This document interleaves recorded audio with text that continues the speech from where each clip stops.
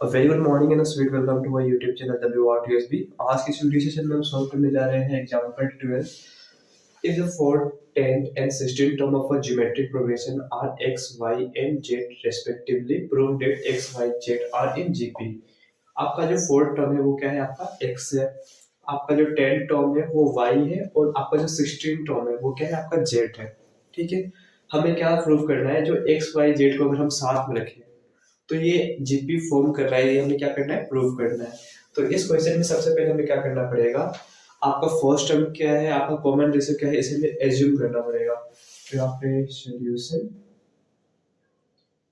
Late A be the first term and R be the common ratio. ठीक है, तो देखिए आपके पास गिवन क्या है? गिवन फोर्थ टर्म को आप जीपी में कैसे लिखते हो? फोर्थ टर्म को A4, इसकी वैल्यू क्या है? x है। जो आपके पास 10 टर्म है उसको A10 से लिखोगे, इसकी वैल्यू क्या है? y है। और जो आपके पास 16 टर्म, इसकी वैल्यू क्या है? z है।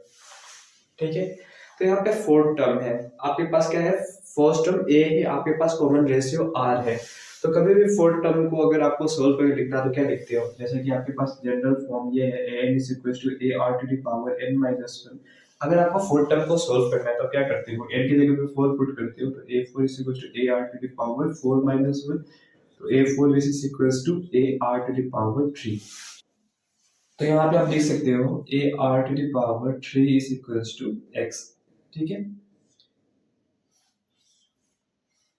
उसके बाद जैसे ही आपको 10 टर्म की वैल्यू पता है y, तो 10 टर्म की जगह पे आप लिख सकते हो a10 is equals to a r to the power। अगर 10 टर्म की वैल्यू को फाइंड करनी है तो क्या करते हो? n की जगह पे 10 पुट करोगे तो यहाँ पे 10 minus 1, तो a10 is equals to a r to the power 10 minus 1 क्या होता है? आपके पास 9 ही होता है। तो यहाँ पे आप लिखोगे a r to the power 9 equals to y। इतना काम हमारा ये हो गया। सिमिलरली हम 16 टर्म का भी फाइंड करेंगे। तो 16 टर्म को अगर आपको फाइंड करना है तो यहाँ पे a16 is equals to n की जगह पे 16 को पुट करना है, तो a r to the power 16 minus 1। तो a16 is equals to a r to the power 16 minus 1 क्या होता है? 15 होता है। तो हम a16 की जगह पे क्या लिखेंगे? a r to the power 15। ठीक है, which is equals to z।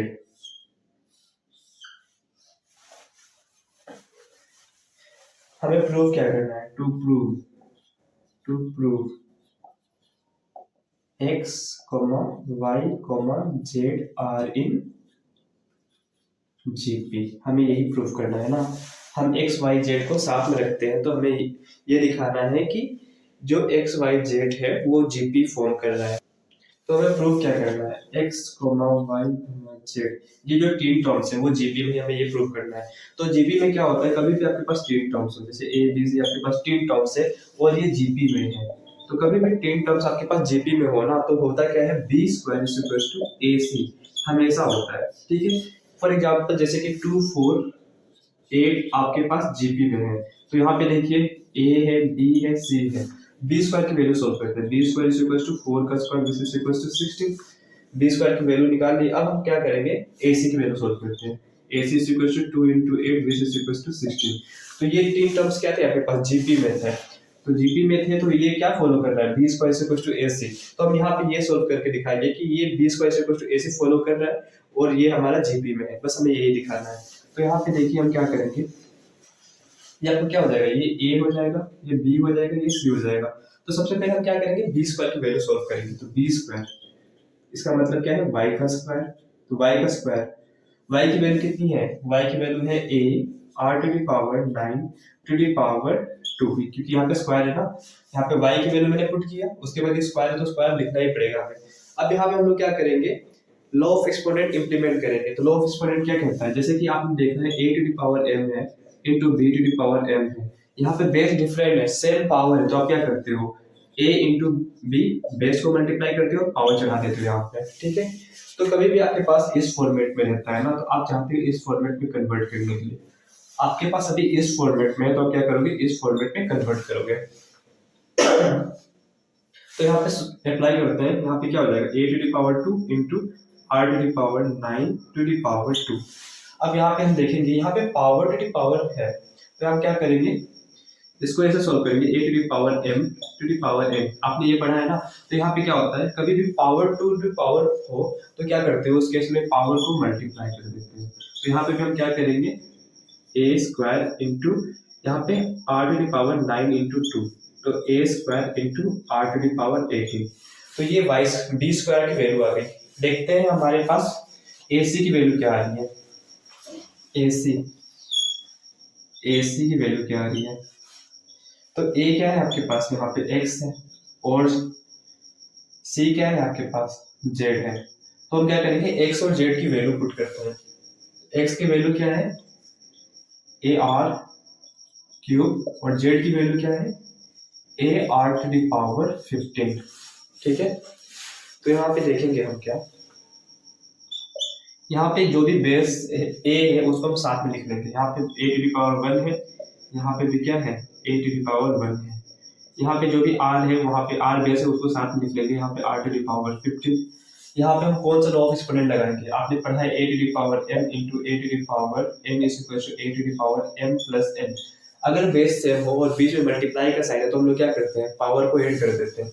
यहाँ पे क्या हो जाएगा, पावर को ऐड कर देंगे, यहाँ पे भी क्या होगा, पावर को ऐड कर देंगे। तो यहाँ पे a स्क्वायर हो जाएगा, यहाँ पे क्या हो जाएगा, r टू द पावर 18 हो जाएगा। यहाँ पे a square r to the power 18, यही है ना। तो जब हम b स्क्वायर की वैल्यू सोल्व कर रहे हैं तो कितना आ रहा है, इतना आ रहा है, और ac की वैल्यू भी सोल्व कर रहे हैं तो इतना आ रहा है। तो ये क्या फॉलो कर रहा है, b square equal to ac follow कर रहा है ना, क्योंकि b स्क्वायर की वैल्यू जब आपने सोल्व किया तो क्या आ रहा है, a square into r to the power 18। ac को भी आपने सोल्व किया तो a square into r to the power 18 आ रहा है। तो ये b square equal to ac follow कर रहा है, इसका मतलब ये तीन टर्म क्या है आपके पास, जीपी में है। The given number, given terms follow b square is equals to ac, hence x y z are in gp। ठीक है, अगर फॉलो नहीं करता तो आपका जीपी में नहीं होता। पर यहाँ पे क्या है, बी स्क्वायर की वैल्यू भी आपने सोल्व किया तो इतना ही आ रहा था, और एसी की वैल्यू भी सोल्व की थी, इतनी ही आ रही थी। तो ये जो भी आपके पास टर्म्स थे, तीन टर्म्स थे, वो B square equal to AC follow कर रहा है। तो मतलब ये एक्स वाई जेड क्या है, जीपी में है। ठीक है, एक थोड़ा और सिंप्लीफाइड वर्जन है। तो इस क्वेश्चन को सोल्व करने का एक तरीका वो था, अब हम एक नया तरीका देखेंगे, मतलब जो थोड़ा सिंपल है। यहाँ पे एक्स की वैल्यू क्या है, A R to the power 3, y की वैल्यू क्या है, A R to the power 9, और z की वैल्यू क्या है, A R to the power 15। कभी भी आपको चेक करना रहता था कि ये लिस्ट आपका जीपी में है कि नहीं, तो आप क्या करते थे, रेशियो की वैल्यू चेक करते थे ना।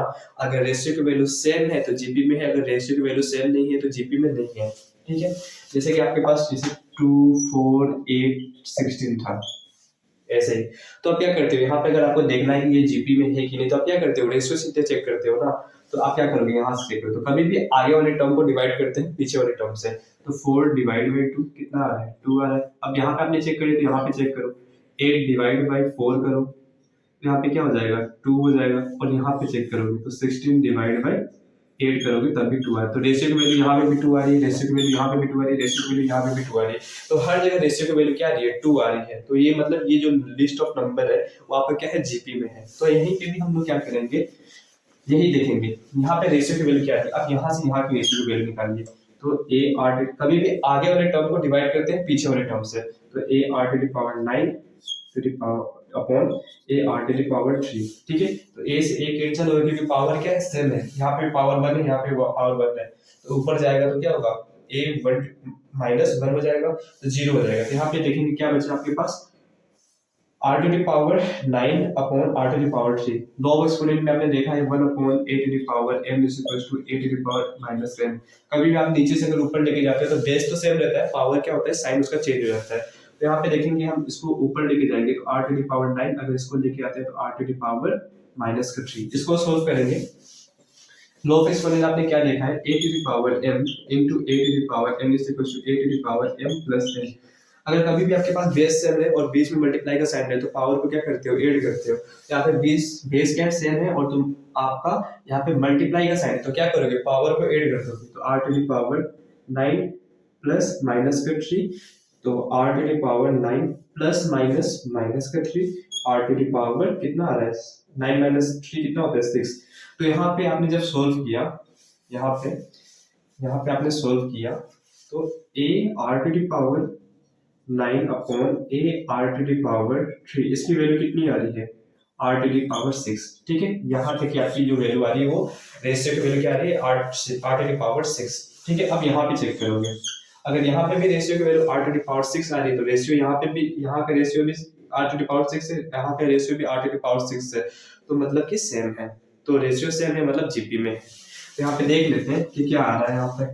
तो अब यहाँ पे चेक करोगे तो a r to the power 15 upon a r to the power 9, तो a से कैंसिल हो जाएगा क्योंकि सेम पावर है।